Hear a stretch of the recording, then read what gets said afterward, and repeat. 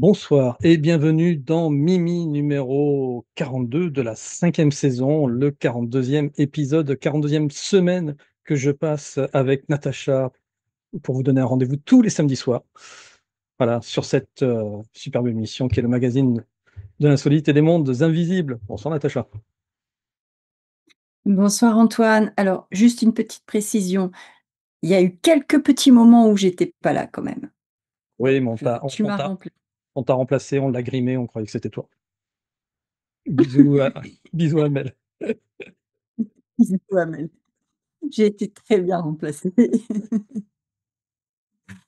Bon, eh bien Natacha, pour cette dernière émission de la saison, avec toi, parce que petit scoop, Jérôme, on devrait refaire une ou 2 émissions là, sur le mois de juillet pour quand même, être là jusqu'à fin juillet. Mais voilà, toi tu pars en vacances et tu as bien raison de profiter de tes vacances. Donc pour cette dernière émission, qu'est-ce que tu nous as proposé? On est toujours dans le champ de la manipulation. Là, j'ai cru comprendre qu'on allait parler d'images subliminales. Mmh.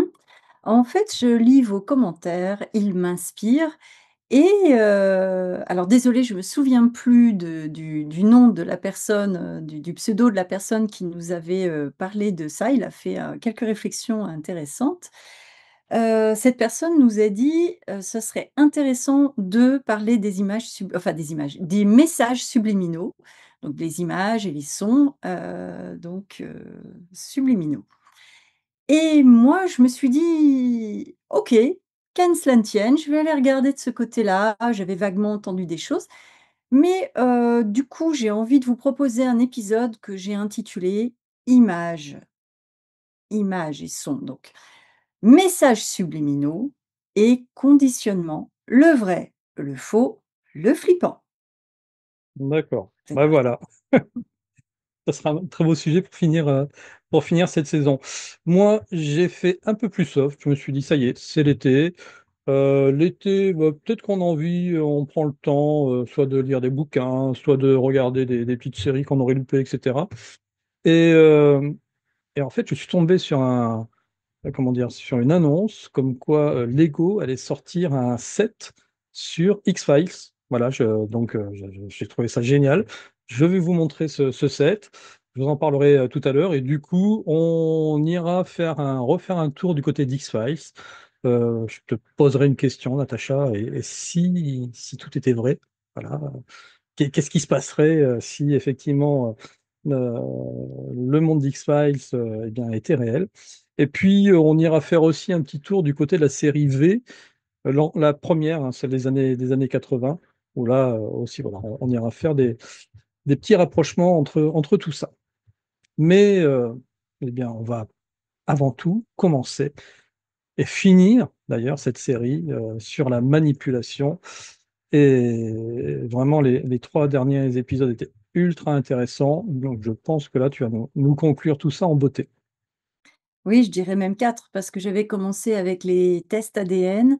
Et quand, tu me parles de la série X-Files et que tu me parles, de V, je crois que là, on pourrait relier ce que j'ai dit, aux séries que tu vas présenter, quelques petits tests ADN et nous saurons, qui nous sommes vraiment. C'est des séries, surtout la série V que j'adorais, vraiment, j'adorais cette série-là.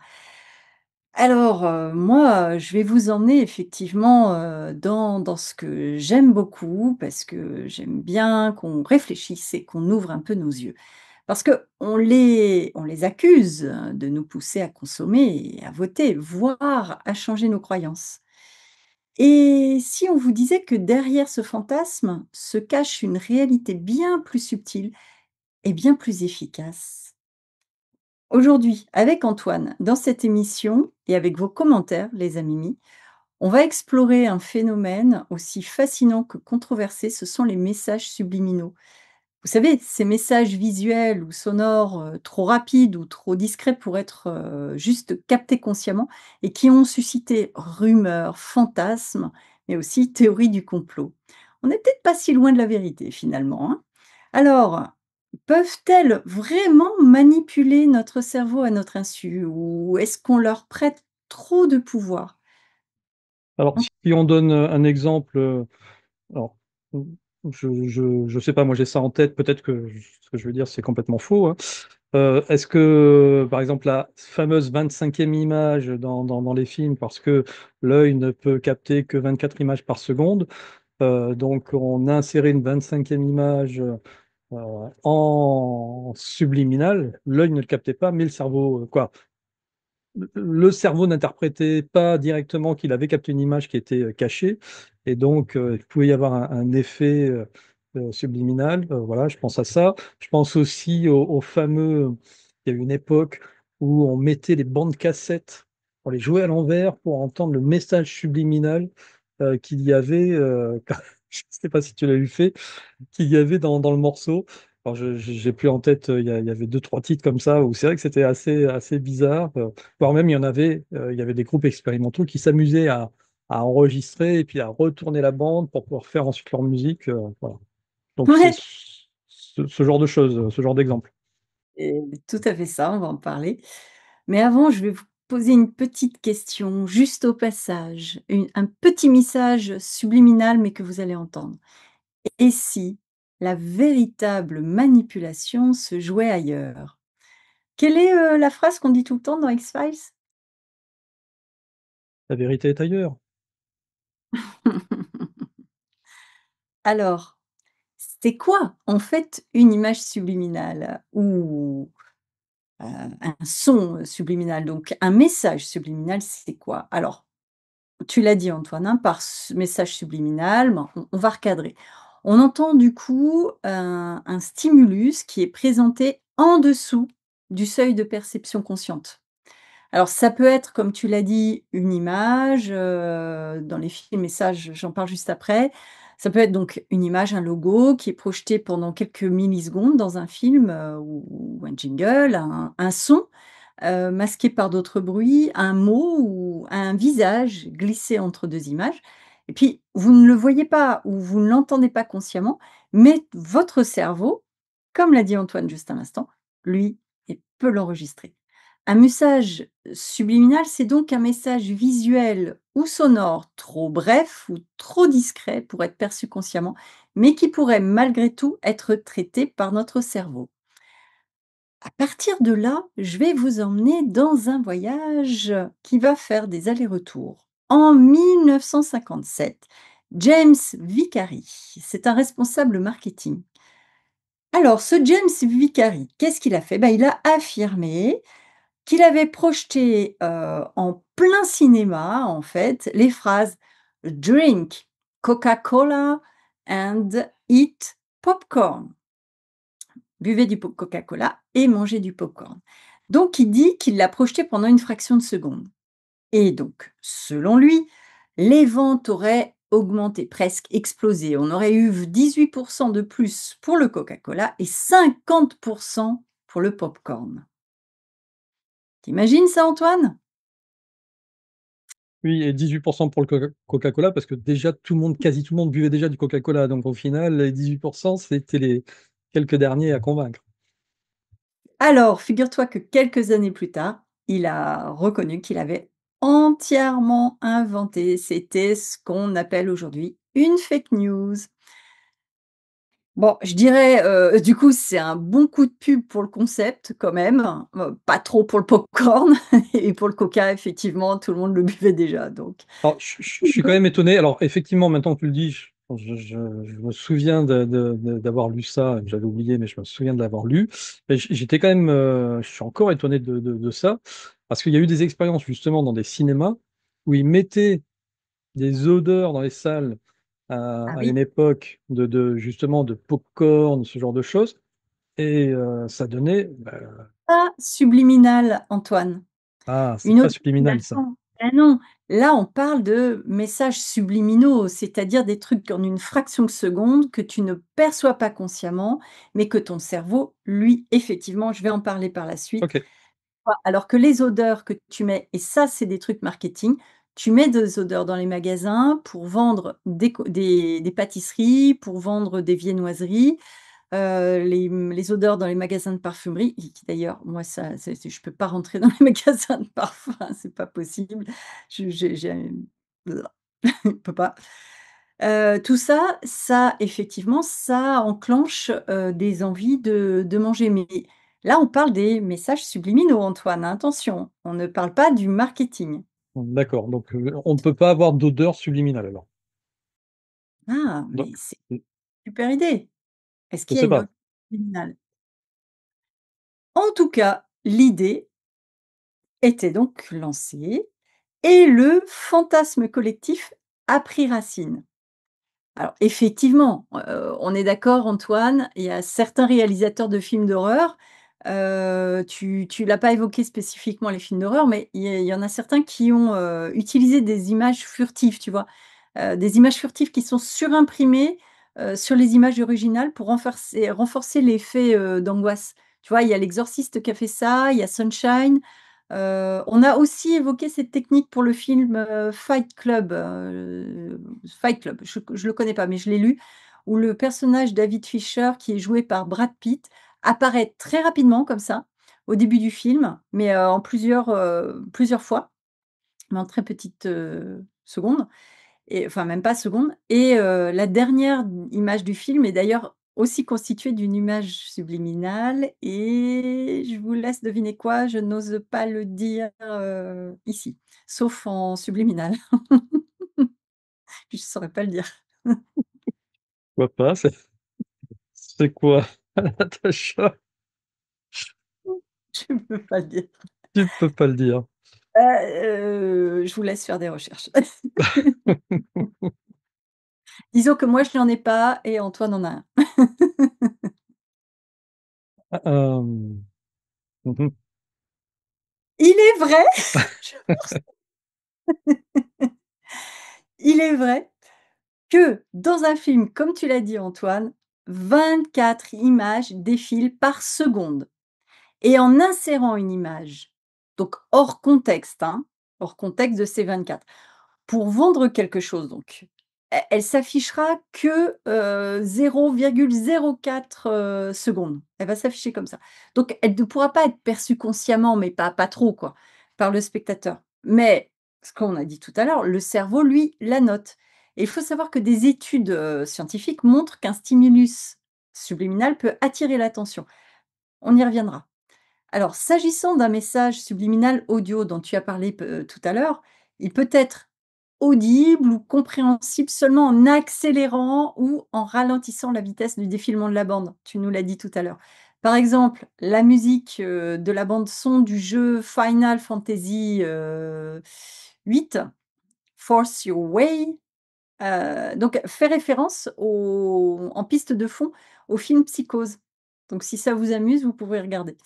Et puis on trouve aussi ce que tu disais tout à l'heure, des messages à l'envers là. Parce que tu vois, tu faisais ça toi quand tu étais, ado, moi pas, mais, là, figure-toi que rien ne prouve que le cerveau puisse, le décrypter. Alors personnellement, j'ai déjà beaucoup de mal avec le verlan.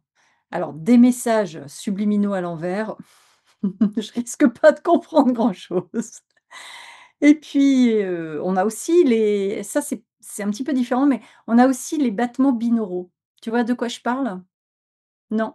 Alors ce sont des battements qui ont été suspectés d'agir de façon inhabituelle sur la psyché de leurs auditeurs. En fait, un battement binaural, c'est ou un son binaural, c'est un artefact auditif, donc c'est un son apparent que le cerveau perçoit suite à un stimulus spécifique. Par exemple, vous pouvez le créer en mettant un casque stéréo. Il faut que ce soit, donc stéréo forcément et si la différence entre 2 fréquences est de 4 hertz, vous entendez 4 battements par seconde.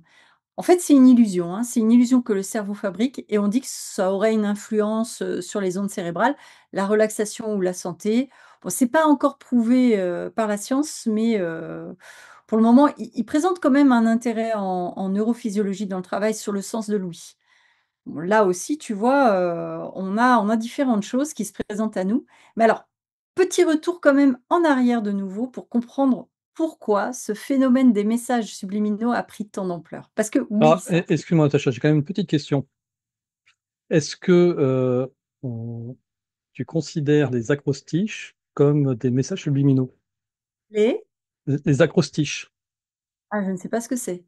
J'ai Donc, l'air de un acrostiche, c'est dans un poème, lorsque tu mets sur la première lettre du vers, donc à gauche, une lettre qui, superposée à celle du dessous et superposée à celle du dessous, etc., forme un mot sur la première colonne. Alors ça, ce sont des acrostiches simples, mais tu peux aussi faire des acrostiches compliqués en faisant ce genre d'exercice sur une position bien particulière de chaque verbe. alors, pour moi, non, c'est évidemment pas des messages subliminaux parce que là, c'est conscient, ce sont des messages cachés, mais subliminaux, c'est pas conscient. D'accord, donc il y a quand même une différence entre messages cachés, parce que Et tout le monde ne les voit pas, les acrostiches, hein, oui, et mais tu vois, par exemple, excuse-moi de te couper, Antoine. Si tu vois, j'avais fini.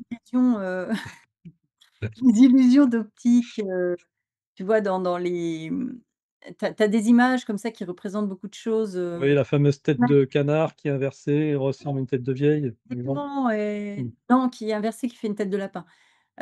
Où tu as dans les images d'Épinal, tu as, si, si, le canard, c'est le lapin, c'est sûr. Ah oui, d'accord, d'accord, ok. La tête de vieille, c'est en fait une jeune femme, C'en est un autre, ouais. Hmm. regarde et dedans tu as une tête de Non, vieille. non, non, mais je m'incline. Donc là non, ce ne sont pas des images subliminales, ce sont en fait des choses qui sont cachées à l'intérieur d'une image, mais qui n'apparaissent pas juste pendant quelques, tu vois, 0,04 secondes. Les images subliminales, ça n'est pas conscient. Ça apparaît pendant un tout petit pan temps, c'est très bref, tu vois? C'est une image dans un film. C'est un son caché dans d'autres sons qu'on n'entend pas. Il faut ralentir ou accélérer pour l'entendre. C'est Ok, ça non, les mais c'est bien voilà, de définir la différence. On voit bien. Ok. oui, parce qu'on a plein de messages cachés, on a, des choses qu'on doit décrypter, c'est intéressant tout ça d'ailleurs. Mais là, je suis pas allée de ce côté-là, je suis allée seulement du côté des messages subliminaux grâce à notre, ami qui a alors je ne sais plus qui a laissé ce commentaire. Et donc dans les années 50, en fait, il faut retrouver un peu d'où ça vient, hein, cette idée-là que nous sommes, un peu manipulés par tout ça. Bah, c'est l'explosion dans les années 50, c'est l'explosion de la peur des messages cachés justement. On a des groupes religieux qui dénoncent des messages sataniques dans les disques. Je sais pas si tu as entendu parler de ça? On accuse certains morceaux de rock de contenir des morceaux, des mots maléfiques qui sont audibles à l'envers Oui, et oui, mais c'est de ça dont je faisais référence, ce à quoi je faisais référence tout à l'heure, c'était justement, effectivement, alors je ne sais plus dans quel morceau, quand tu le passais à l'envers, ça faisait I Love Satan, ce genre de choses. et ouais, ouais, ouais, il y en a qui l'ont fait exprès, mais tu en as d'autres qui l'ont pas fait, hein, donc on a accusé certains de morceaux de rock, de contenir des mots maléfiques audibles donc à l'envers, ce que tu viens de dire. On suspecte à ce moment-là, même Disney d'ailleurs, ou Coca-Cola, de glisser des mots comme sexe dans leur visuel et dans la pub, on a des logos ou des formes qui évoquent des pulsions, des envies, des ordres camouflés. Mais alors, comme je vous l'ai dit, en fait, au cinéma, certaines œuvres comme L'Exorciste ont bel et bien inséré des images rapides pour créer un malaise. Mais là, pour le coup, dans ce truc précis-là, c'est pas de la manipulation mentale. Il s'agit plutôt, d'un effet artistique, en fait et la plupart du temps, ce que l'on voit comme étant des messages, pardon, subliminaux sont, bah, souvent c'est des coïncidences, des clins d'œil artistiques et même, avouons-le, pour certains d'entre eux, des interprétations un peu tirées par les cheveux. Alors voyons maintenant ce qu'en dit la science, sans fantasme. La science a bien étudié ces phénomènes et voici ce qu'elle révèle. Des études en neurosciences confirment que le cerveau peut réagir à certains stimuli subliminaux. On parle d'effet d'amorçage. Vous voyez, il y a même les grands mots pour ça. Alors, par exemple, voir brièvement un mot comme chaud peut influencer la manière dont on perçoit un mot associé comme soleil. Donc, par l'effet d'amorçage, un mot ou une image subliminale peut influencer brièvement la manière dont on perçoit un mot, une émotion ou un choix immédiat. Et les scientifiques ont constaté, ils ont bien constaté des réactions cérébrales. Des électrodes ont montré que le cerveau réagit à des stimuli subliminaux, même sans conscience visuelle. Donc, il peut donc préparer une réponse, motrice, par exemple. Donc il y a bien un effet, hein. C'est exact. Il y a un effet que la science a démontré.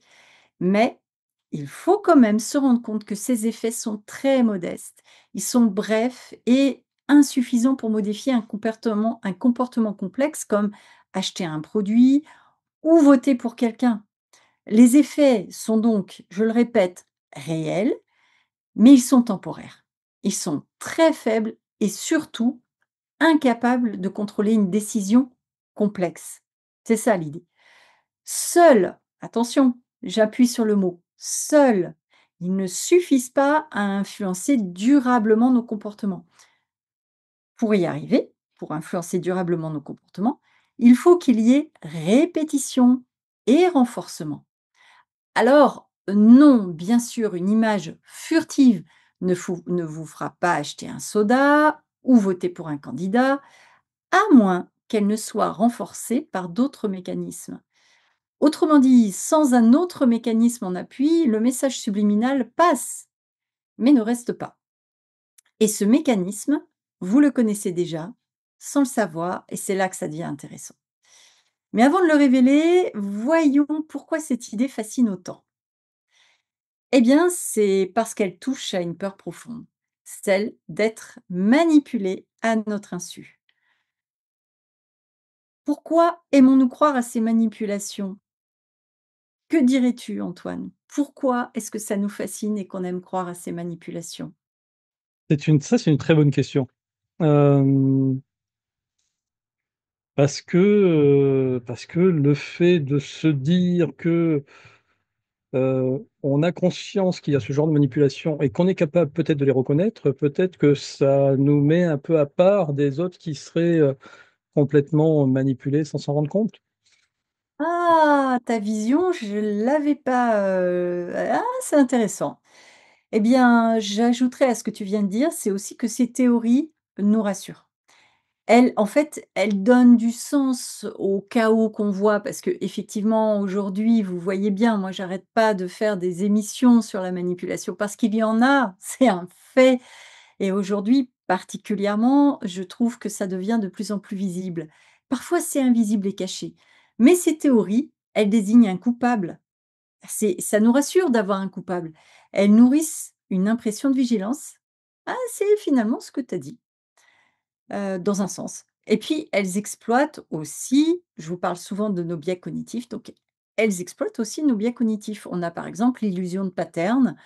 On croit voir des formes ou des messages partout.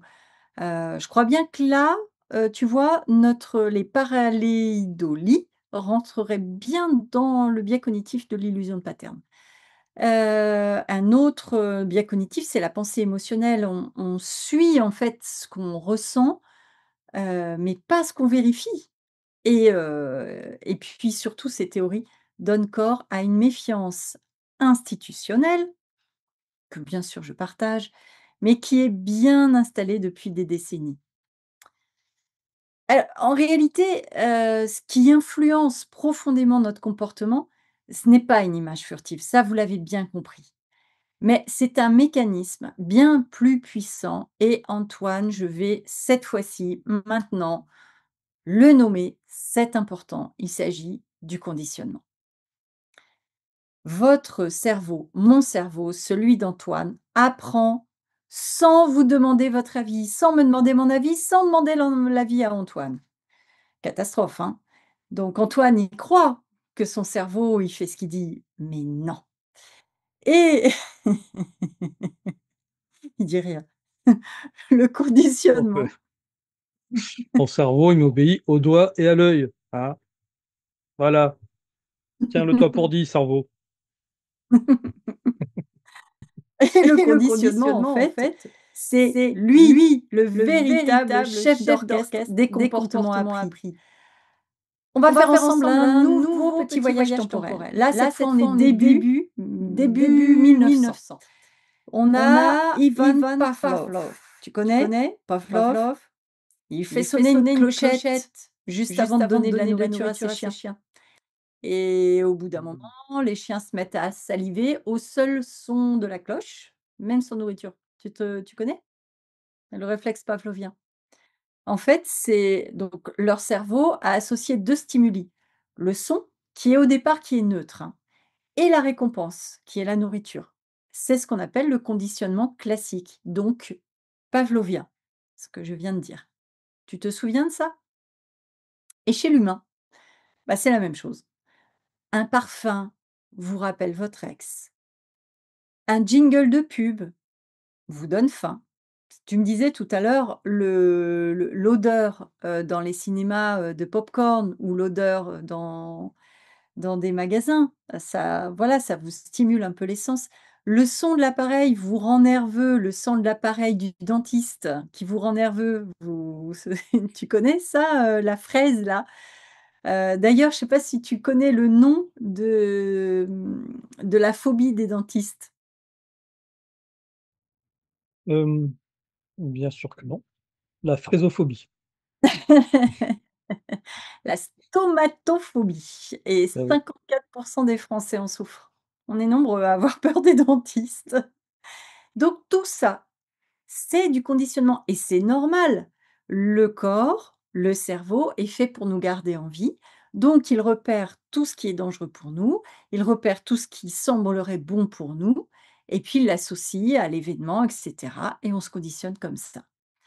Alors maintenant, on va Tu voir veux du que je te côté dise mon conditionnement, mon auto-conditionnement, justement pour, aller chez le dentiste de façon tout à ah oui? fait, Ah ouais, le ouais. dentiste me fait plus rien aujourd'hui, et comme effectivement, comme tout le monde, à un moment donné, tu as peur d'aller chez le dentiste et quand j'étais jeune, du coup, je me faisais un autoconditionnement.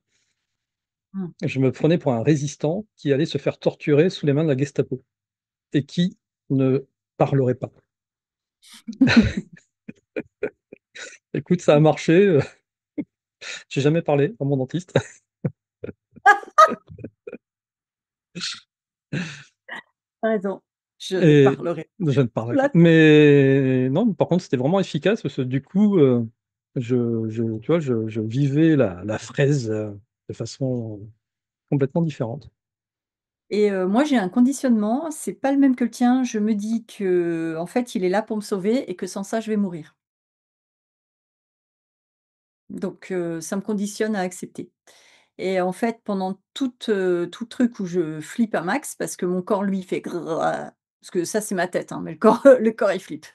Il flippe sa race et donc le cœur s'accélère et tout. Et je me concentre en fait, sur d'autres sensations agréables.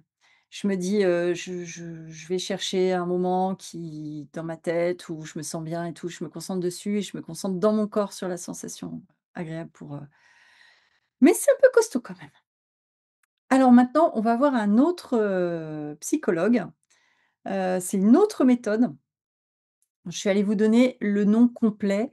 Moi, je le connais sous le nom de Skinner parce que, je ne sais pas si vous le savez, je suis thérapeute, hein, psychocorporelle, donc j'ai beaucoup étudié, la psychologie. J'ai un master de psycho, donc j'ai étudié tout ça et je connaissais pas le nom complet. Pour moi, c'était Skinner, mais son nom, c'est son prénom, Burrus, c'est vraiment son prénom, Burrus Frédéric Skinner.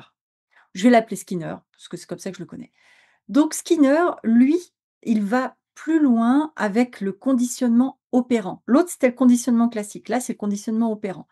C'est quoi ça? C'est pas des grands mots, hein, que je vous sors, c'est vraiment des trucs intéressants. Enfin, moi, je trouve que c'est intéressant. Donc, je suis peut-être la seule. Soutenez-moi. Vas-y, Antoine, soutiens-moi. Ah, allez, Natacha, conditionnement opérant. Allez, Natacha, allez, Natacha. Parce que là, je vous emmène dans des trucs, je me dis, bon, peut-être que ça vous gave. Mais en fait, écoutez bien. On renforce un comportement par une récompense ou on le décourage par une punition. Vous connaissez tous ça. Donc cette fois, on ne parle plus d'associer, mais de renforcer un comportement. Donc si vous recevez une récompense après un geste, vous avez plus de chances de recommencer. C'est pour ça que j'ai demandé à Antoine de me soutenir. Comme ça, j'aurai plus de chances de revenir. Donc les commentaires, vous êtes sympas. Comme ça nous donne envie de revenir à Antoine et moi et de faire de superbes émissions et puis les pouces aussi, bien D'accord. évidemment. Oui, donc il faut que j'y mette quand même plus de conviction, parce que j'avoue, j'ai pas mis beaucoup de conviction il y a 2 secondes sur mon allée, Natacha. Ouais. Allez, Natacha, vas-y, go, Natacha. C'est mieux là. Je suis regonflée à bloc. Tu as vu? Ça, c'est le conditionnement opérant. Inversement et en plus c'est vrai, hein, j'étais contente. Inversement, si vous êtes puni, vous allez l'éviter. Alors je vous donne des exemples à part ce qu'on vient de faire avec Antoine. Bah, forcément dans les jeux vidéo, on trouve des monstres, donc ça donne des points. À l'école, une bonne note, une petite caresse sur l'ego, ça nous donne une petite caresse sur l'ego. Dans pour les réseaux sociaux, un like, ça nous fait une dose de dopamine. Et puis, parce que j'ai fait tout un dossier sur les applis de rencontres, enfin sur l'amour aujourd'hui. Donc les applis de rencontres et ben, ça fonctionne aussi sur ce principe, hein, dans les matchs et tout ça. Alors c'est ça, le conditionnement opérant. Après cette émission, vous pourrez briller en société, vous me sortirez du conditionnement opérant, du réflexe pavlovien qui s'appelle le conditionnement classique, c'est bon, on ne verra que vous. Donc ce conditionnement opérant, il façonne notre quotidien, mais sans bruit, sans images furtives, c'est juste très clair. Et puis, est-ce que tu connais le film, Focus? En français, c'est Diversion, Non. non? Hmm. Bah, c'est un exemple assez bluffant du conditionnement inconscient. Dans Focus, donc Diversion en français, on a Will Smith qui joue un arnaqueur de haut vol. Il y a d'ailleurs une scène culte qui illustre tout ça à merveille. On a donc Nicky, le personnage joué par Will Smith, qui propose un pari risqué à un homme fortuné. Alors, il propose une suite de paris, hein, en réalité, mais je ne vous spoile pas tout le film. Donc, il lui demande de choisir au hasard le numéro d'un joueur sur le terrain. Donc, c'est du football américain, ils sont en train de regarder ce football. Et puis, il a une petite amie, il a une complice, et il dit: «Bah, c'est elle», parce enfin, il y a tout un scénario. Et donc, en gros, il dit: «C'est elle qui devinera ce numéro». Donc, le suspense est total. La mise à prix est de 2 millions de dollars. Si, si la jeune femme devine le numéro, donc Will Smith, donc Nicky gagne 2 millions. Alors on imagine, il y a plein de numéros là qui sont portés par les joueurs. Le mec, il prend une jumelle, il regarde et il choisit. Il choisit un numéro. Il passe les jumelles à la jeune femme, elle regarde et elle est censée deviner et choisir le numéro. Elle dit: «Numéro 55». L'homme est abasourdi. Alors, je vous dis pas plus, mais il y a quelque chose. En fait, là, on est dans le mentalisme. Donc on va voir les secrets. Les secrets, donc Nicky, le personnage, révèle avoir conditionné l'homme toute la journée. Partout sur son parcours, le nombre 55 était présent. Dans l'ascenseur, son numéro de chambre, panneau dans la rue, même le pins du portier, le tatouage de la femme avec qui il a passé la nuit et qui a été payé par, donc les complices de Will Smith, les fleurs, le nombre de fleurs dans un vase, même dans la musique diffusée au stade, par exemple, le «Whoa», de «Sympathy for the Devil», je ne sais pas le dire, est prononcé 24 fois, mais sauf en mandarin, 5 se dit «wow». Donc et lui, il est, le mec qui s'est fait piéger, il est, il parle le mandarin, il est, asiatique. Alors, ce sont des répétitions subtiles, mais constantes et c'est ça que je veux vous montrer. Parce que les complices de Nikki ont fait croiser à la future victime ce chiffre toute la journée, sans qu'ils s'en rendent compte. Et résultat, quand la future victime cible de l'arnaque scrute le terrain et voit un joueur portant le numéro 55, D'ailleurs, la personne est aussi un complice parce qu'il était, le mec l'a rencontré, dans un de ses parcours. Donc, une fois qu'il voit le numéro 55, qu'il reconnaît un visage familier, en fait, son cerveau lui souffle: «C'est lui». En fait, il croit à une intuition. Il croit que c'est spontané, mais il a juste été parfaitement programmé. Son cerveau avait été conditionné sans violence, sans manipulation directe, juste par saturation sensorielle. Et là, on n'est pas dans les images subliminales. Il les a vues, c'était assez long, il en était conscient, mais il a été conditionné. Et c'est ce qui est bluffant. C'est ce genre de manipulation qui fonctionne aussi dans notre réalité, dans la réalité. Alors, pas toujours aussi parfaitement, bien sûr, là, s'il s'agit d'un film. Enfin, les mentalistes nous montrent que ça marche, hein. C'est comme ça qu'ils devinent certaines choses sur nous. Mais le principe, il est scientifiquement solide. Alors, images ou messages subliminaux ou conditionnement. Voici la vérité sans détour, Antoine et les amis. Les images subliminales, donc, et les sons subliminaux, donc les messages subliminaux, oui, ça existe. Oui, elles peuvent avoir un petit effet ponctuel. C'est un petit effet très court et souvent inconscient. Mais non, elles ne contrôlent pas vos décisions, elles ne contrôlent pas vos choix comme dans les films. En revanche, le conditionnement, lui, est bien réel. Il agit par répétition, renforcement et association émotionnelle.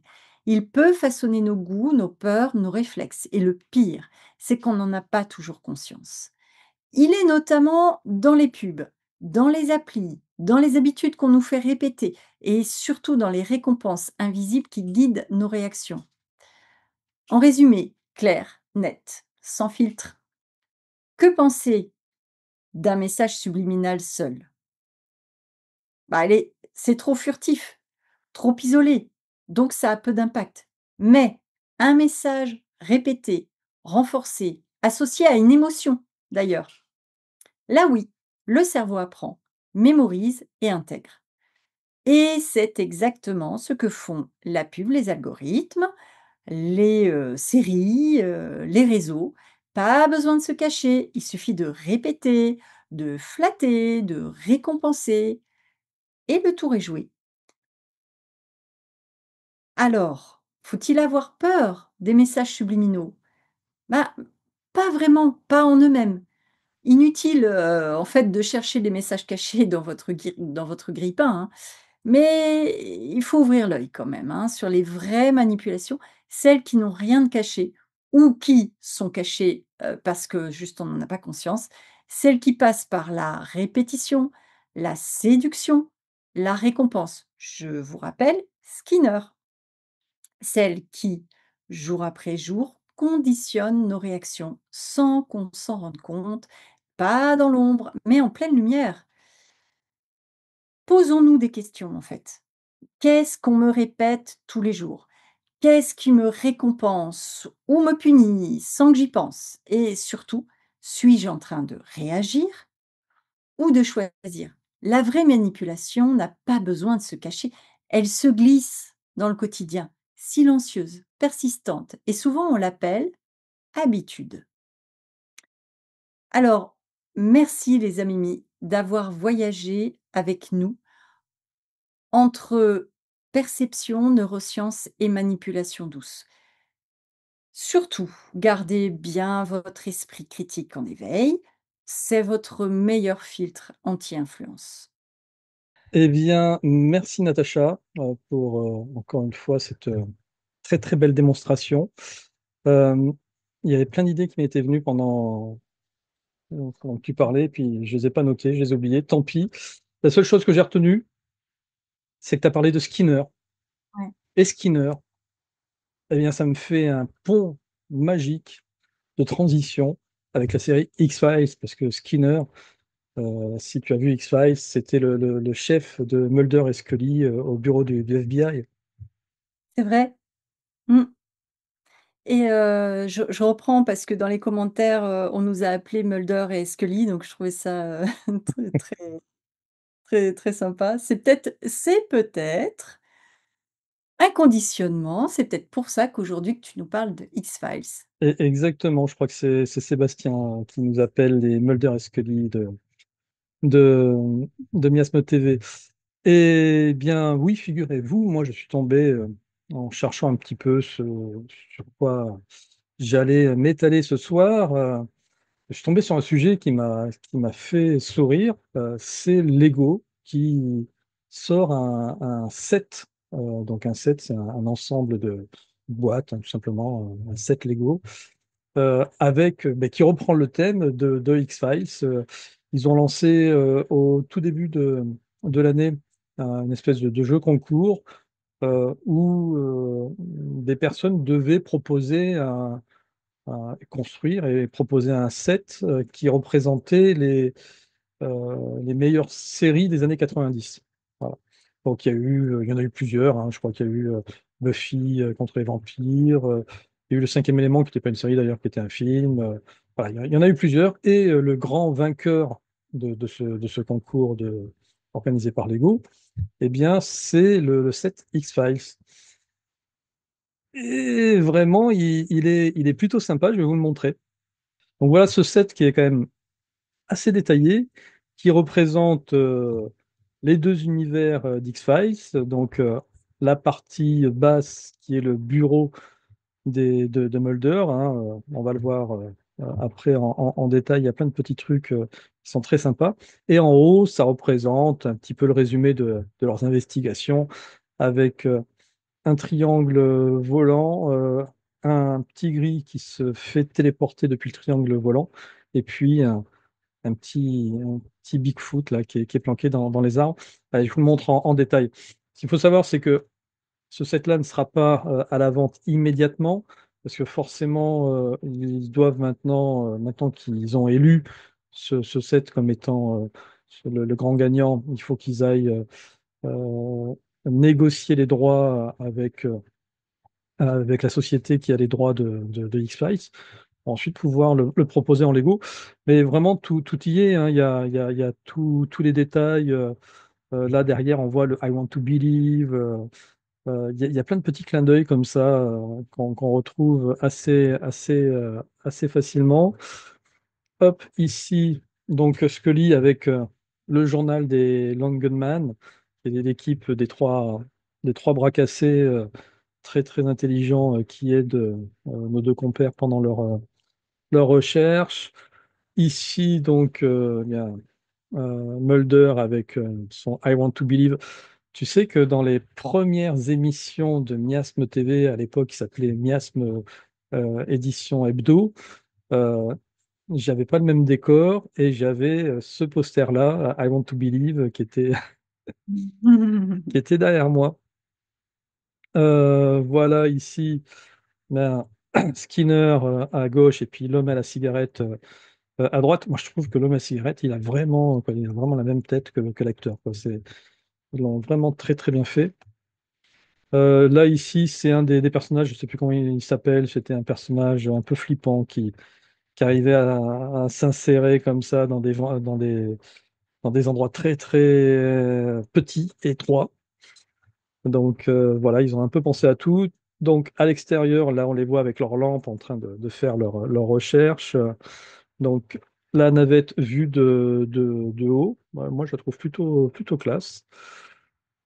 Hop, le petit Bigfoot planqué dans les arbres, nos deux comparses. Et voilà, quoi, ça fait un beau set à acheter.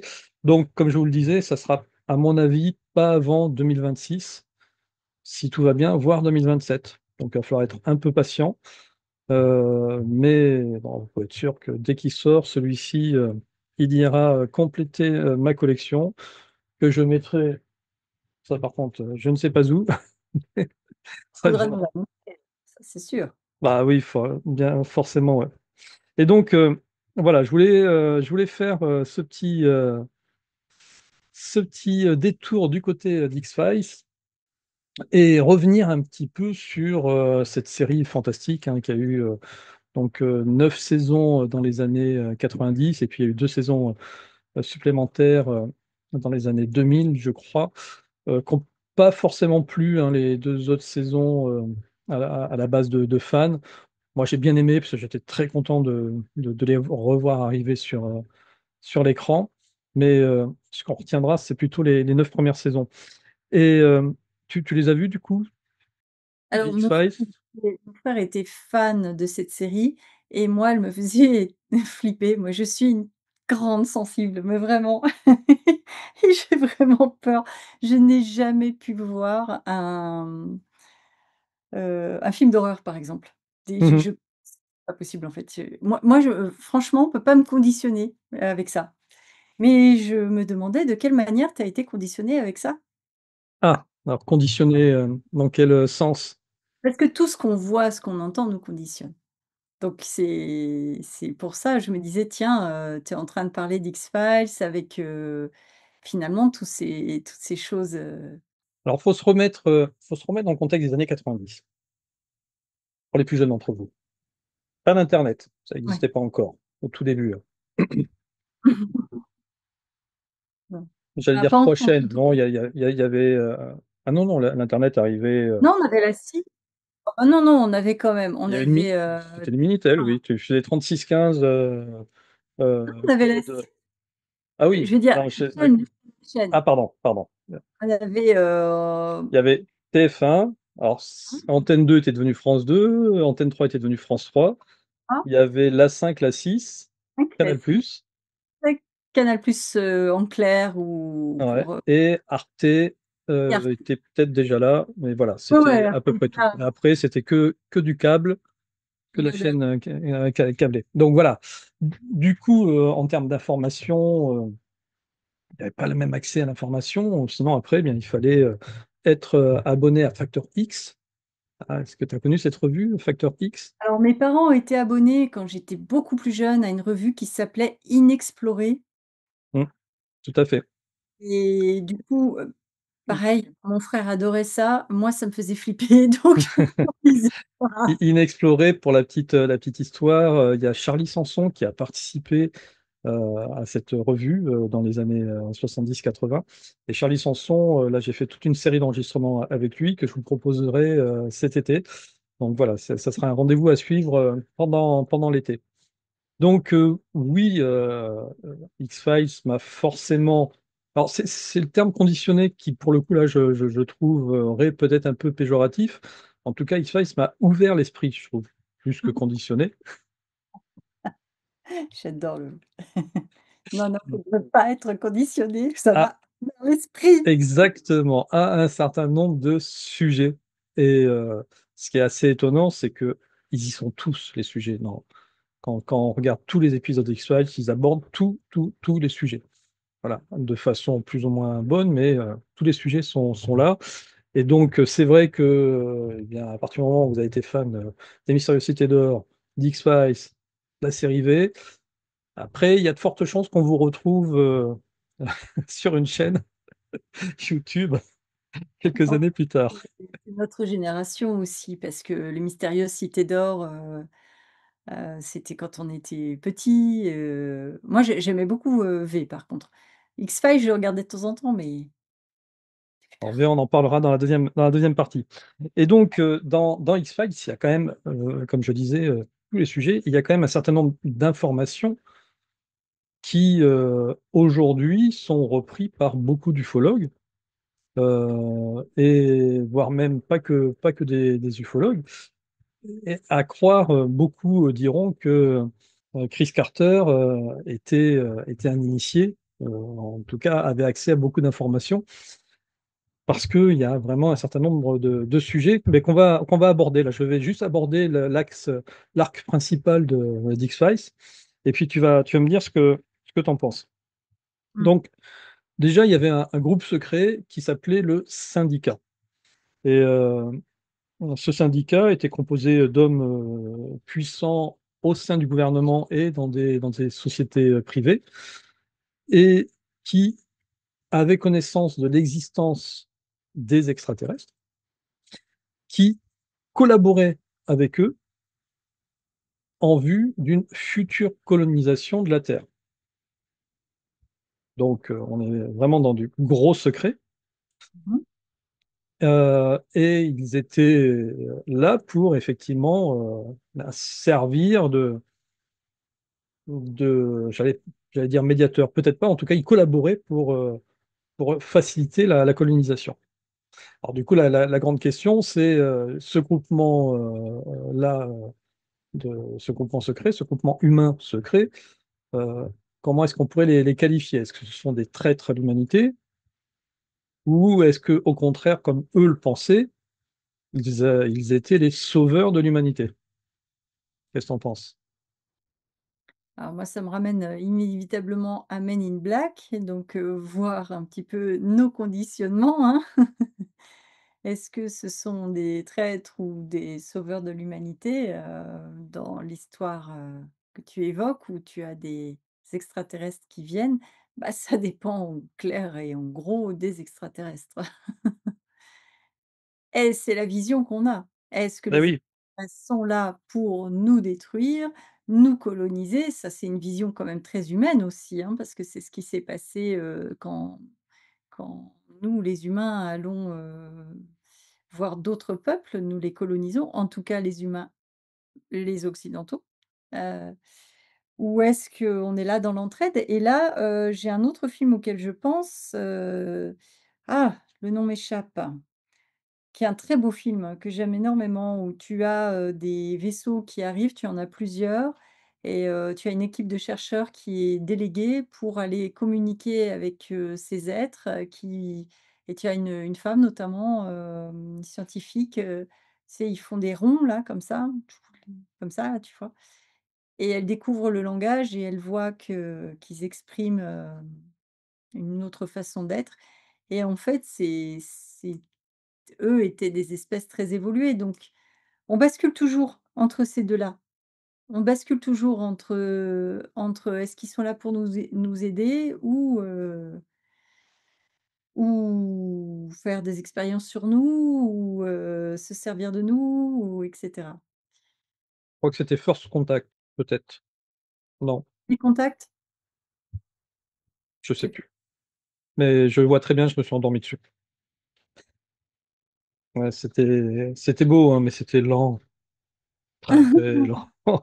Toi, il te faut du X-Files. Mais il me faut des trucs qui bougent, sinon je m'endors, forcément. Et Donc, alors, comment sont les extraterrestres dans X-Files? Donc, j'ai été faire un petit peu la synthèse de ce qui se disait sur Internet. Et donc, ils sont décrits effectivement comme des colonisateurs.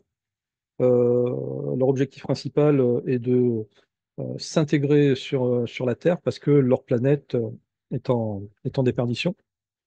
Et donc, ils ne seraient pas d'ailleurs arrivés sur Terre dans les années 40, hein. Ils seraient déjà venus il y a plusieurs siècles, voire millénaires de cela, et seraient venus comme ça un petit peu par vague. Donc leur race, ce que je disais, est en déclin. Et le meilleur moyen qu'ils ont pour pouvoir assurer la survie de leur espèce et leur survie sur un environnement autre que leur propre environnement, euh, c'est tout simplement l'hybridation. Donc, du coup, ils font énormément de recherches autour de cette hybridation, et c'est pour ça d'ailleurs qu'ils font des enlèvements, pour pouvoir donc étudier le capital génétique de l'humanité. Et d'ailleurs, Scully a été enlevée plus jeune, et la sœur de Mulder aussi, Samantha, s'est fait enlever dans ces circonstances-là. Et il placerait des enfants hybrides dans des familles.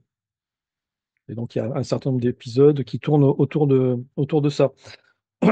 Leur apparence, euh, c'est des gris. C'est ce qu'on appelle les gris. Donc, peau grise, euh, une apparence généralement pâle, sans cheveux, une structure corporelle très, très fine, tu vois, tout en longueur, comme ça. Euh, une bouche sans lèvres, juste une petite fente, le nez presque pas de nez. C'est vraiment l'idée, et je pense d'ailleurs que pour le coup c'est peut-être X-Files qui est venu conditionner dans la mémoire collective, cette idée de petit gris. Voilà. Et donc, bah, malgré leur apparence un peu faiblarde, t'as l'impression que tu leur mets une claque et ils vont se scotcher au mur, bah, ils ont quand même une grosse différence, c'est leur avancée technologique. Donc, ils ont la capacité bah, déjà de pouvoir voyager à travers l'espace dans des vaisseaux où nous, pauvres humains que nous sommes, nous n'avons pas cette capacité-là. Ils sont des maîtres de la manipulation génétique, et c'est ce qu'on retrouve dans beaucoup de cas d'abduction, cette notion de j'ai été enlevé, je me suis réveillé, retrouvé dans une espèce de salle d'opération avec des aliens autour de moi. Ah, t'as beaucoup de témoignages comme ça d'abductés qui ensuite sont renvoyés chez eux et, euh, et qui ont subi des manipulations, on ne sait pas lesquelles. Donc dans X-Files, ils sont maîtres aussi dans le contrôle mental. Eh oui, donc on contrôle toute une population pour pouvoir mieux s'intégrer. Ils ont des capacités régénératives. Certains ont même la possibilité de se camoufler ou de se rendre invisible. Et ils ont une grosse résistance aux maladies. Donc, ce sont quand même des êtres qui sont déjà bien adaptés pour pouvoir survivre sur la planète. Et, sauf que, bon, ben voilà, ils ont besoin de notre capital génétique pour pouvoir survivre. Donc, en fait, tout, tout l'arc narratif d'X-Files tourne autour de cela, c'est-à-dire qu'il y a des entités extraterrestres qui menacent de coloniser la Terre, soit de façon brutale, soit de façon douce. Façon brutale, c'est à la mode la guerre des mondes, et la façon douce, c'est en faisant une hybridation qui amènera finalement les deux espèces à devenir uniques. Donc, si je reviens sur notre fameux syndicat qui collabore avec ces extraterrestres, est-ce que finalement ce sont des criminels à l'humanité parce qu'ils trahissent l'humanité, ou est-ce qu'au contraire, ils sont là pour sauver l'humanité parce que la fin était inéluctable et le seul moyen de sauver l'humanité, c'est de passer par l'hybridation? Est-ce que ce serait pas eux-mêmes déjà des hybrides? Parce que tu as dit qu'ils enlevaient des enfants et qu'ils changent, donc par hypothèse, hein, les choses, dès le départ. Dans toutes les histoires que je vous ai racontées depuis que je parle de manipulation, certaines fois j'ai parlé de l'influence sur les enfants et en fait pour manipuler, pour modifier une population, il faut déjà commencer par les enfants. D'ailleurs, tu viens de nous dire, Scully a été enlevé, voilà, il y a certains enfants qui sont enlevés. Ouais, tout à fait. Et alors là, ça me fait penser à d'autres sujets sur lesquels on ne reviendra pas aujourd'hui, mais tu as tout à fait raison de faire cette remarque-là.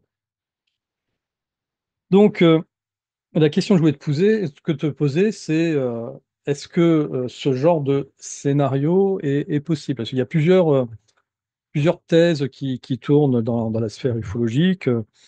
Déjà, sur cette notion de gouvernement secret et d'accord avec les extraterrestres. Est-ce que potentiellement, on pourrait aujourd'hui, dans notre réalité, avoir certains gouvernements, alors on pense forcément au gouvernement américain, peut-être au gouvernement russe, peut-être au gouvernement chinois, qui seraient d'accointance avec des formes d'intelligence extraterrestres.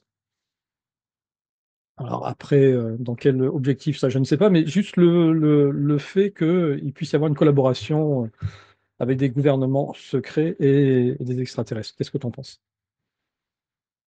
Moi, je pense que je découvre de plus en plus de choses, donc on se fait une idée de notre monde tel qu'il est et au final, on s'aperçoit qu'il y a d'autres choses dans l'invisible, qu'il y a parfois même de la magie, que c'est pas du tout déconnant. que quand j'ai invité Patrick Bourrensteinaz, comme je l'ai dit, je vais passer au montage de la vidéo là, c'est un alchimiste, hein, donc l'alchimiste, c'est pas de la chimie. Ils font, des choses, qui ne sont pas censées être possibles. Donc moi-même, j'ai vu un ovni, très clairement, je l'ai photographié, mes enfants ont vu ce qu'on peut appeler un vaisseau, c'est pareil. J'ai vu des boules oranges, donc pour moi, tout est possible, ouais, ce serait possible. Et toi? Qu'en penses-tu? Non, moi, je crois en tout. Ouais, c'est pareil, tu dis: «Ouais, tout est possible». Non, tu connais ma position là-dessus. De toute manière, j'ai pas de croyance. Moi, je raisonne en probabilité, en statistique. Et donc, Ouais, je alors pense après, qu'une certaine chose est plus probable qu'une autre. Voilà, donc on se rapproche vers le oui, c'est sûr, ça existe, c'est du 99% probable, et non, c'est sûr, ça n'existe pas, c'est du 1% probable. Voilà. Mais c'est pas parce que à un instant T, on pense que c'est 99% probable qu'à l'instant T plus un, la probabilité s'inversera pas complètement. Donc, dans l'absolu, je suis complètement ouvert à tout. Et, et oui, pour le coup, ce genre d'hypothèse, je mets plus de 50% sur le fait que ce soit possible. tu les bases sur quoi tes stats? Ah oui, non, mais Tu là, as pas là, beaucoup de données, quoi. oui, ok, là, on va faire une émission de 10 heures, c'est ça? Pour ça, j'osais pas. Je me dis: «Je vais pas l'embêter, je vais pas l'embêter». Eh bien, écoute, regarde les 150 000 émissions que l'on a faites auparavant avec plein de monde, et puis tu compileras Je comprends toutes mes pensées, toutes les données, et voilà, tu te feras un schéma d'un Antoine. À mon avis, U- u- une IA c'est pas pourra un jour complètement ouais. me remplacer, hein, parce que Oh, te remplacer, non, parce que, encore une fois, je reparle de Patrick Bourrensteinaz. Il parle du spiritus dans la vie, tu vois? Alors, je ne définirai pas ce qu'est le spiritus ici, mais en gros, si tu manges un fruit, c'est lui qui nous le dit. Si tu manges un fruit qui vient de ton jardin ou qui voilà, que tu as fait pousser avec amour, tu manges ce fruit et tu manges un fruit qui vient d'une barquette. Le fruit qui vient de ton jardin, que tu as cueilli dans l'arbre, il aura pas le même goût que celui qui est dans la barquette. Au-delà des, conditionnements et tout ça. Il y a quelque chose de plus, tu vois? Donc dans notre Antoine, les amis, mais vous êtes d'accord avec moi, soutenez Antoine, hein? On est: «Allez Antoine! Allez Antoine!» chacun son tour. Mais plus de conviction, s'il te plaît. Ah ben voilà, Tu l'as hop, senti? hop, hop. Allez, ça y est. Chut, chut, chut, chut, chut. Eh ben, avec ce que tu es, tel que tu n'es pas remplaçable par une machine, ça n'est pas possible. Hmm. Donc, une autre des théories euh, suggère que les extraterrestres se font passer pour des membres du gouvernement. Donc, en fait, ont l'apparence humaine d'une façon ou d'une autre, et donc ont infiltré effectivement les membres du gouvernement. Alors, certains, un exemple qui m'a toujours fait très rire, auquel je ne porte aucun crédit, mais ça m'a toujours fait très rire, c'est le fait que la reine Elisabeth était une reptilienne parce que je ne sais plus quelle raison, à un moment donné, on voyait ses yeux. Pourquoi pas? Mais alors là, on est plutôt à 5% de probabilité, hein. Mmh mh. Mais, mais t'as vu, j'ai pas mis 1% quand même, j'ai mis 5%. Donc, 0, mais bon, OK. non, ben non, zéro n'existe pas. Ah, Non, d'accord, 0,0001 si tu veux, mais zéro rajoute. n'existe pas. Mmh. Donc voilà, le fait que des races extraterrestres aient pris l'apparence humaine, donc ça. J'ai l'impression que tu n'adhères pas trop à ce genre de théorie. Non, mais tout est possible, hein, mais Oui. non, je j'adhère pas trop. Mm. Heu, il y a plein de trucs. Je me dis déjà, les conditions de vie sur cette terre, nous y sommes adaptés. Il faut savoir que l'oxygène, c'est un poison. Donc déjà, de base, il faut qu'ils supportent ce poison. Nous, on est des espèces de fous qui fonctionnons avec l'oxygène, mais peut-être pas eux, déjà. Oui, oui, non, mais Et après, après, pour vouloir spécifiquement venir sur terre avec tout le bordel, OK, si vous voulez. bah oui, mais on verra pourquoi avec la série V, pourquoi est-ce qu'ils sont là. Alors peut-être effectivement que le changement climatique est une invention des extraterrestres parce que sur leur planète, il y a des conditions différentes. Et là, j'invente, mais je suis très créative, donc je peux inventer. Invente ou pas. Mmh. Par contre, l'hybridation, pourquoi pas? Parce que là, pour le coup, derrière, il faut quand même des manipulations génétiques pour rendre compatible un. Référez-vous à l'émission qu'on a faite sur justement sur l'hybridation, pour rendre compatibles deux espèces non compatibles.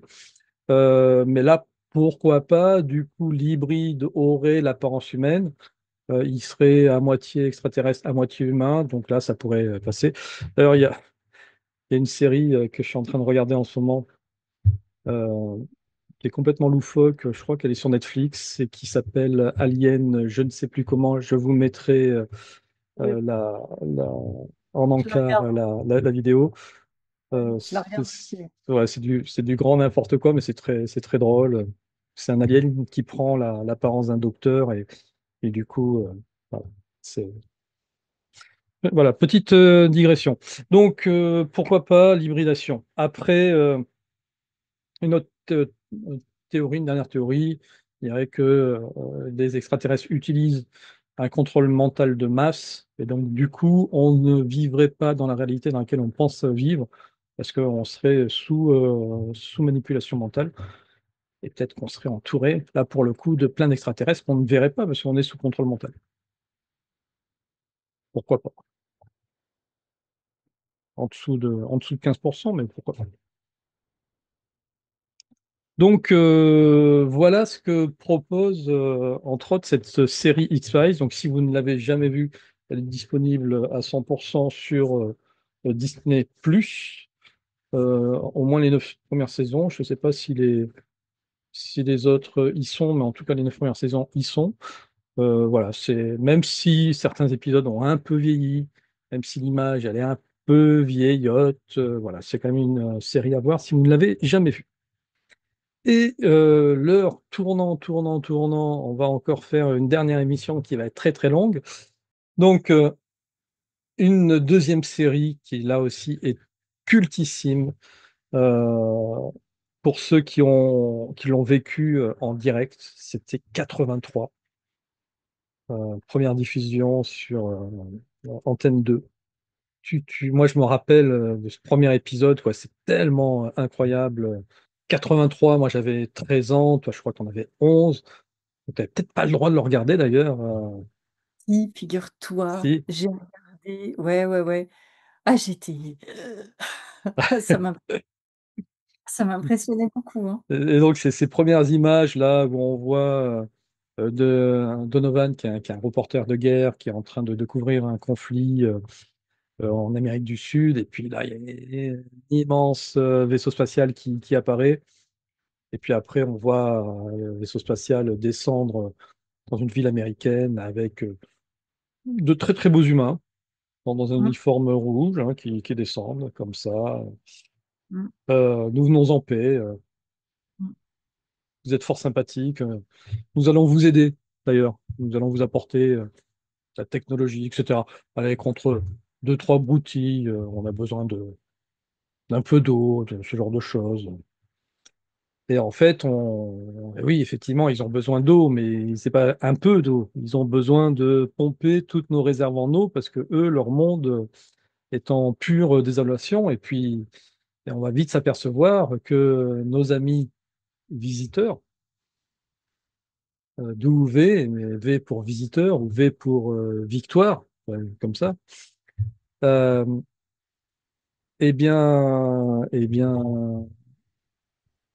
pour le coup, eux, ils ont pris une apparence humaine. Parce qu'ils ont développé une espèce de peau synthétique qu'ils recouvrent sur eux pour pouvoir cacher. Si vous avez jamais vu, c'est peut-être le moment que je vous montre ma petite figurine Funko Pop. Allez. Parce que effectivement, pourquoi je parle de V? Parce que tout à l'heure, je vous ai parlé du set Lego. Eh bien, là, je vais vous parler du set Funko Pop qui est sorti en 2020, Natacha, qui aujourd'hui est très difficilement trouvable. Donc, ils ont sorti, voilà, la fameuse Diana. Hop. Donc, Oh, il y a toute la panoplie, hein, les fameuses lunettes. Ça aussi, ces lunettes, ça nous avait marqué. Tous les visiteurs avaient ces énormes lunettes. Et là, elle tient dans ses bras, je ne sais pas si tu vois bien, un petit être hybride. Voilà, j'y reviendrai sur ce petit bébé alien. Euh, donc ça, c'est le numéro 1057 de chez Funko. Et en version collector, eh bien, il y a la version où on voit la réalité de ce qu'est Diana. une partie, on Eh oui, voit. qu'une partie, elle a la peau déchirée, parce qu'effectivement, ces extraterrestres-là ne sont pas du tout humains, ce sont des reptiles qui prennent une apparence humaine.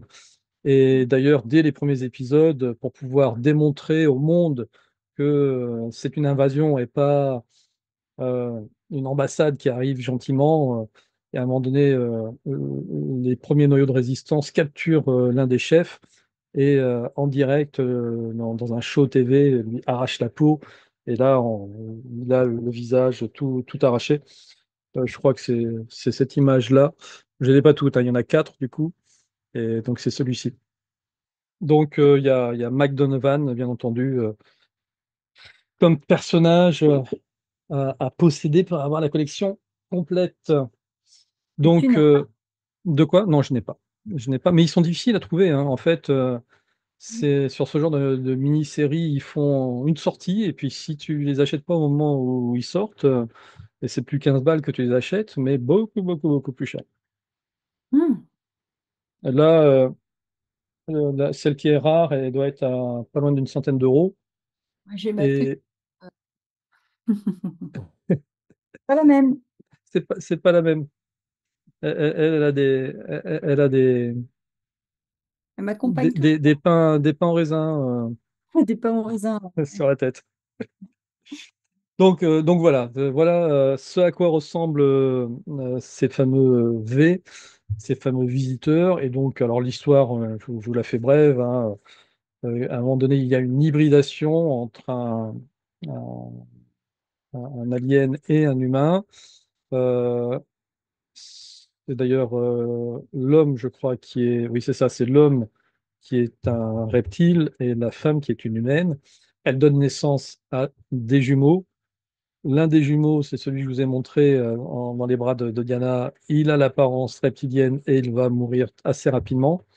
Et l'autre, c'est une jeune fille qui aura l'apparence humaine et qui va prendre des capacités régénératives des reptiles et qui va avoir un taux de croissance phénoménal, tant et si bien qu'en quelques mois, elle sera devenue une jeune femme. Je ne sais pas si tu te rappelles de ça, elle grandit très vite. Justement, moi, je sais pas, ça doit être mes parents, on a ou moi, je sais pas, ils m'ont peut-être interdit de regarder, mais je n'avais pas su ce qui arrivait après la naissance du bébé. Donc je Ah, m'étais arrêtée là, donc je ne le savais pas. d'accord. Eh bien, du coup, effectivement, avec la naissance du bébé, spoil alert, hein, j'aurais dû vous le dire, hein, si vous l'avez jamais vu la série, si vous voulez la voir, hop, je m'arrête là 2 secondes. Je vous embrasse, passez de bonnes vacances. Les autres, restez. On peut la voir Donc, ou j'avais déjà dit, mais je sais plus. donc, en fait, l'hybride, la jeune fille Elisabeth, devient une belle jeune femme qui a des pouvoirs psychiques, etc., et qui va devenir l'enfant stellaire, en fait. le bébé alien qui est mort, ils vont le disséquer, l'analyser et ils vont s'apercevoir que ils peuvent trouver une espèce de poison qui va pouvoir tuer tous les aliens. Ça sera je sais plus, la truc rouge, je sais plus comment ça s'appelle, la poudre rouge, on va dire, qu'importe le nom. Et c'est comme ça qu'ils vont se débarrasser des aliens en dispersant cette poudre sur la planète entière et qui ne viendra toucher que les méchants aliens. Je dis méchants aliens parce que, il y a une cinquième colonne, et là aussi c'était assez intéressant, parce qu'en définitive, en dehors de l'aspect UFO des années 80, où c'est la première fois qu'on voit apparaître des aliens qui ont l'air gentils, puis qu'en fait sont pas si sympas que ça, il y a le côté aussi transposition avec ce qui aurait pu se passer pendant la Seconde Guerre mondiale, avec les aliens sont les nazis, etc. Et là, on voit apparaître la collaboration des humains qui connaissent du coup la vérité sur la véritable identité des aliens, mais qui collaborent avec eux. Et donc cette manipulation, on y revient encore, hein, finalement, de la race alien sur cette partie sur l'humanité, à travers l'image. Tout se passe à travers l'image. Et c'est vrai que quand on a 13 14 ans, qu'on découvre ce genre de choses, eh bien, ça met peut-être des petites graines, hein, Mmh. de Conditionnement. conditionnement. Non, j'ai pas été conditionné. Arrête, Natacha. Nous sommes forcément conditionnés. Forcément. Ça Tu vis dans met des petites graines d'ouverture d'esprit à des sujets qui vont vous intéresser par la suite. Et quand par la suite vous allez voir X-Files, vous allez vous dire, waouh, quand même, ça c'est pas mal, il y a quelque chose. Et puis quand, là d'ailleurs, il y a quelques années maintenant, il y a une autre série qui s'appelle Colony, qui est sortie sur TF1, je crois, 3 saisons, qui était très très très sympa aussi. Et souvent dans ces séries-là, on voit la réaction de l'humain lambda face au colonisateur, avec tout ce qui est délation, etc. Tout ce qu'on a connu il n'y a pas très longtemps d'ailleurs, sur une période Mmh. entre 2019 et 2022. Voilà. Donc voilà ce qu'on pouvait dire sur cette série. Alors là, contrairement à X-Files, par contre, elle est quand même beaucoup moins probable. Je pense pas que si effectivement il y a comment dire, une race alien qui arrive sur Terre, se grimerait comme ça en humain pour dire on est gentil. J'y crois pas trop à ça, par contre. Je sais pas ce que tu en penses. On va me dire tout est possible.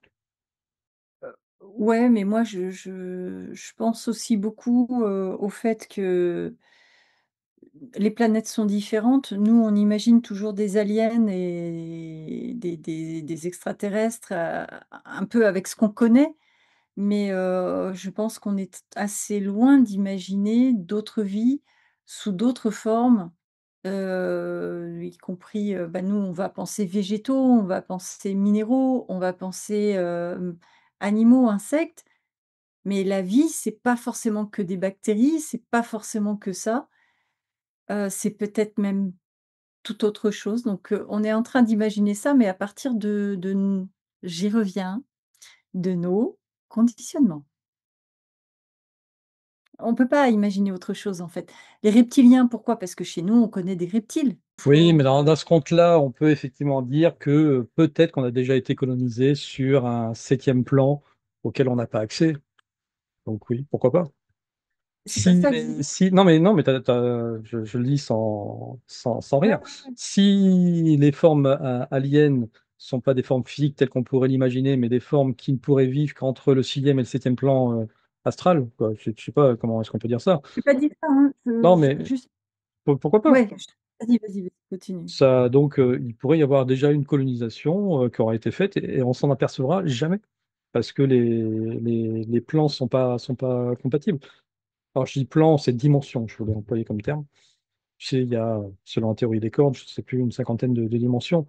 Donc, tout ce qui se passe en dehors de notre 3D, pourquoi pas? Bah, c'est Mais ce qui l'expression arrivera dans notre 3D, malgré tout, certes, il y a le conditionnement par rapport à ce qu'on connaît, mais on a aussi beaucoup d'imagination et Mais on a ouais, une imagination qui est limitée, au contraire. On est très limité. Si on veut imaginer quelque chose, on ne peut pas sortir de notre cadre. Moi, j'en suis incapable. Si tu me demandes je suis extrêmement créative, mais à un point que tu n'imagines même pas. Et pour autant, moi, quand je vois les formes de Rorschach, oh, je pars dans des trucs, je t'invente, mais tout. J'invente vraiment. Et je vois plein de choses et je crée, et ça s'arrête pas et ça s'arrête jamais. Mais ça s'arrête avec les formes que je peux reconnaître. non, non, je suis pas d'accord avec toi. Si tu lis, si tu t'intéresses à la culture, à la littérature de science-fiction, tu verras que il y a beaucoup d'auteurs de science-fiction qui ont été très très loin dans l'imagination de formes qu'on ne pouvait pas connaître et qu'on ne pourra pas connaître, et qui ont créé toute forme de vie possible. Donc je pense là-dessus, on est capable de pouvoir imaginer même des choses qui pourraient sortir de notre champ de pensée, de notre champ de conditionnement. Et heureusement, J'ai pas j'ai pas tout lu, mais si on imagine toujours les mêmes formes de vie, les formes de vie qui ressemblent plus ou moins à ce qu'on connaît, donc des végétaux, des minéraux enfin minéraux, on ne considère pas que ça comme forme de vie. Pour moi, tout est vivant déjà de base. Donc insectes, humains, animaux, on va à partir de là, on si tu veux créer quelque chose de nouveau, on va peut-être créer quelque chose d'éthéré, mais c'est aussi ce qu'on connaît avec, des fumées, des machins. OK, j'ai pas tout lu, donc je ne sais pas. Mais a priori, je pense que c'est difficile de sortir de nos conditionnements. on y arrive. En tout cas, peut-être pas nous, mais Ah, certains y arrivent. Bon, voilà, en tout cas, voilà ce que je voulais vous dire sur ces deux séries. Je pense que la majorité d'entre vous, vous les avez déjà vues. Moi, j'aimerais bien essayer de trouver, je n'ai pas trouvé sur quelle plateforme revoir V. ah, mais c'est ce que je te demandais tout à l'heure, sur quelle plateforme voir? Eh bien, je Tu ne sais? sais pas. Je n'ai pas trouvé. Mais voilà, je vais chercher. J'aimerais bien le revoir là, cet été. Ah, j'aimerais bien J'ai aussi. eu un petit coup de nostalgie en préparant ce sujet, je t'avouerai. Voilà. Ouais, Par ouais. contre, la deuxième saison, celle des années 2000, est Oh, moins bonne. D'ailleurs, elle a été très rapidement arrêtée par les studios parce qu'elle ne rencontrait pas le succès ah moi je de l'ai celle regardé, des années j'aimais 80. bien. J'ai regardé, Ouais, j'ai après, après, elle était moins bonne parce qu'il n'y avait plus le choc, la stupeur de cette première image où on voit Diana en train de gober un rat, la bouche grande ouverte. Ah, mais ça, cette première image, quand tu vois ça, tu t'y attends pas, quoi. Tu te dis, waouh. c'est ah ouais, c'est clair. Mais il y avait des trucs hyper intéressants dans la deuxième, notamment la manipulation aussi, où on voyait, comme tu attends, je Ouais, la manipulation des médias, par les médias.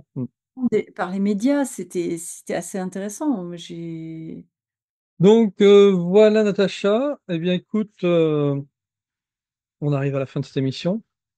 Et donc, on a instauré la semaine dernière une petite nouvelle tradition que l'on essaiera de tenir jusqu'à Noël. eh beh, oui, parce Rappelle-la pour nos que amis qui auraient loupé les précédents épisodes. pour, toutes les personnes qui découvriraient cette émission aujourd'hui, le dernier épisode, tu nous as parlé de créer un égrégore et en bons scientifiques que nous sommes, comme Mulder et Scully, nous avons lancé un test et ce test est de dépasser sur la chaîne ou d'arriver sur la chaîne donc d'Antoine, Miasme TV, à au minimum 100 000 abonnés Voilà. avant décembre 2025 et pour ça, nous créons un égrégore avec toutes les personnes qui écoutent. Donc à chaque émission, cet égrégore nous accompagne et pour créer un égrégore, on a, des choses auxquelles se raccrocher, notamment le petit M, qui est le logo de la chaîne, le logo rouge qui apparaît en haut à droite et Et moi, c'est à droite, elle est là, chez moi. Toi, elle est là. J'aime bien l'autre droite. Et donc, nous avons, un des mots auxquels nous raccrocher également, une sorte de petit c'est pas un slogan, mais Un mantra. un mantra et ce mantra, c'est Om Mias Miasme. C'est ça. Miasme. Om Miasme. Donc nous ne sommes pas à la tête d'une secte, simplement, c'est un test scientifique. Je C'est dis ça. ça parce qu'on ne sait jamais si quelqu'un de la Mivilude tombait par hasard sur notre chaîne, c'est juste un test. Exactement. Donc voilà, avec nous, vous allez répéter 3 fois Aum Miasme, et puis ça va renforcer cet égrégore, et puis on verra. Donc 6 décembre 2025, Miasme TV a dépassé les 100 000 abonnés, c'est que effectivement on est en capacité de créer des égrégores et que les égrégores sont en capacité de venir influencer une situation, on va dire. Voilà. Allez, à 3, on le dit 3 fois. Un, 2, 3. Om Miasme, Miasme. Aum, Om miasme, Miasme, aum, Om miasme. Miasme. On était presque synchro, mais c'est pas mal.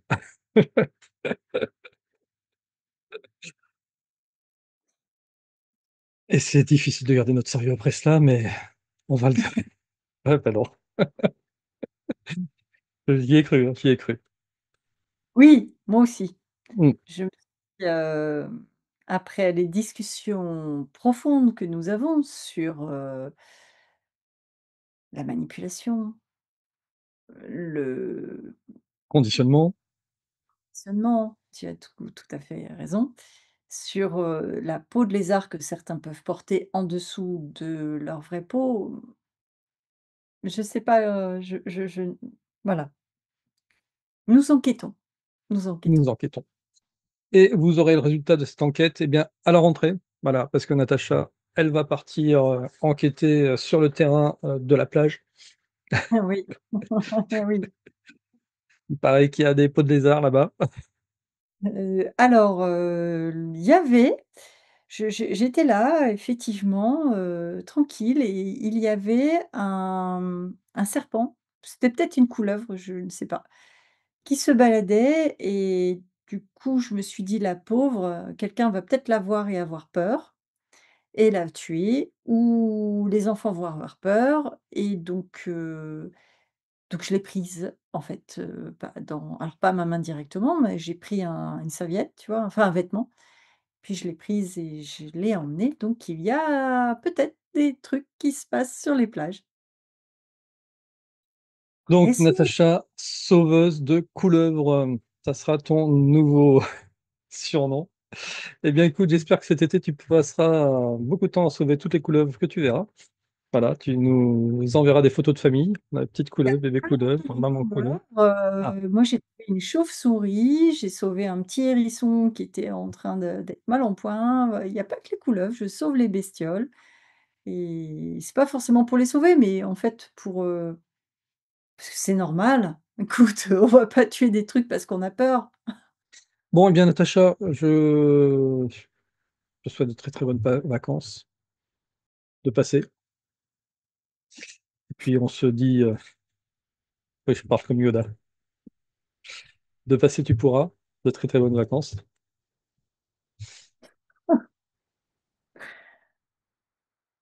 Mmh mh. Mhm. Mmh. On se dit à la rentrée. On se dit à la rentrée. À la rentrée Antoine et passe de très bonnes vacances, je ne sais pas où tu vas d'ailleurs, si tu te balades ou si tu restes chez toi, mais de très bonnes vacances et de très bonnes vacances à vous aussi les amis. Ouais. Puis, on se dit, nous, la semaine prochaine, les amis. Donc, logiquement, avec Jérôme. Et puis voilà, donc je vous souhaiterai de bonnes vacances quand on y sera jusqu'au bout. En tout cas, ceux qui partent là, cette semaine, oui, profitez-en. Des, décrochez de tout, videz-vous la tête et profitez bien de vos vacances. Et toi aussi, Natacha. Bisous, bisous. Bisous.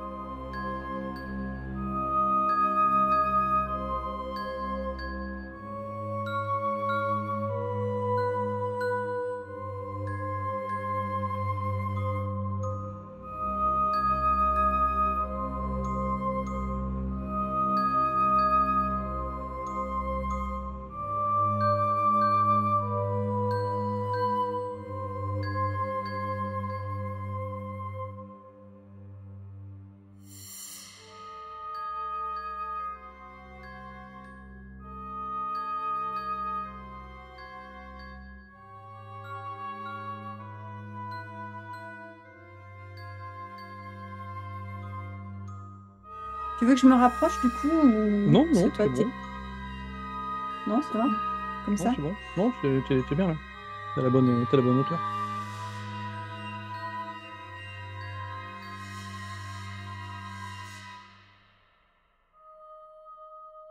Là, on me voit de près, là, hein.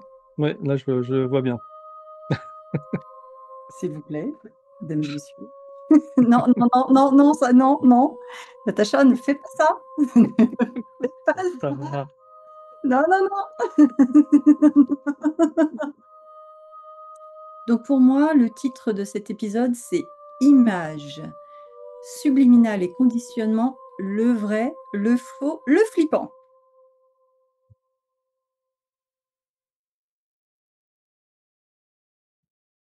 Je vais, je dirais image subliminale, hein, tu compléteras.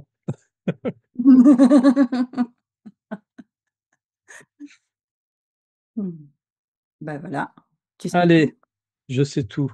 On est parti. Et Les acrostiches. ah, je ne sais pas ce que c'est. Natacha, tu ne sais pas ce qu'est un acrostiche?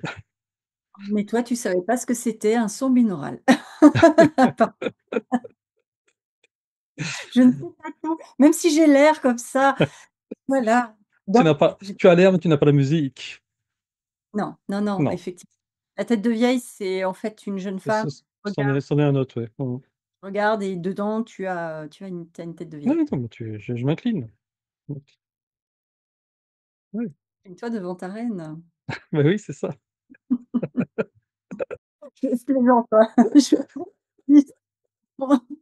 En fait, on a des commentaires qui sont absolument adorables et puis, voilà, c'est je reprends les commentaires.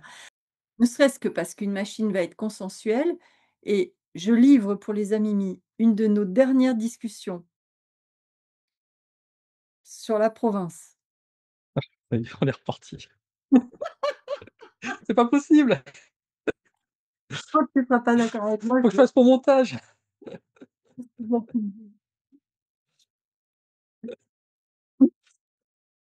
On refait une spéciale province. je suis désolée. Désolée vraiment. Elle lâchera pas.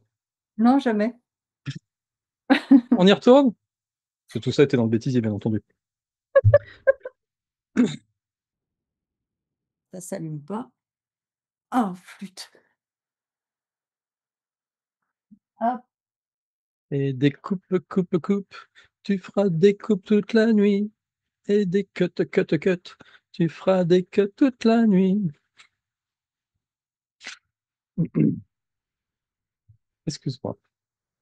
Et tu auras un très beau bêtisier. Et donc on s'est dit, en bons scientifiques que nous sommes, Antoine et Natacha, Mulder et Scully, Murder! Oh putain, Murd et tu vas couper. Et le pire, c'est que j'ai même pas réagi. Je crois que on est tellement crevés tous les deux. Je suis pas tellement fatiguée en fait, ça va. Donc je recommence. Et en bons scientifiques que nous sommes, Ah, yes. Je t'entends pas. J'essaie de le faire en même temps, mais j'ai remarqué que de toute façon que quand tu parles, ça coupe ce que je dis. Ah d'accord, c'est bizarre. Ouais, donc on m'entend pas. J'ai remarqué ça sur la dernière émission, si tu l'as réécoutée, on m'entend Alors, qu'à la fin. je vais le faire micro coupé, comme ça, moi, ça m'enregistre là-haut, et puis ça te, on entendra ta voix. Allez, un, deux, trois. Om miasme, om miasme, om miasme.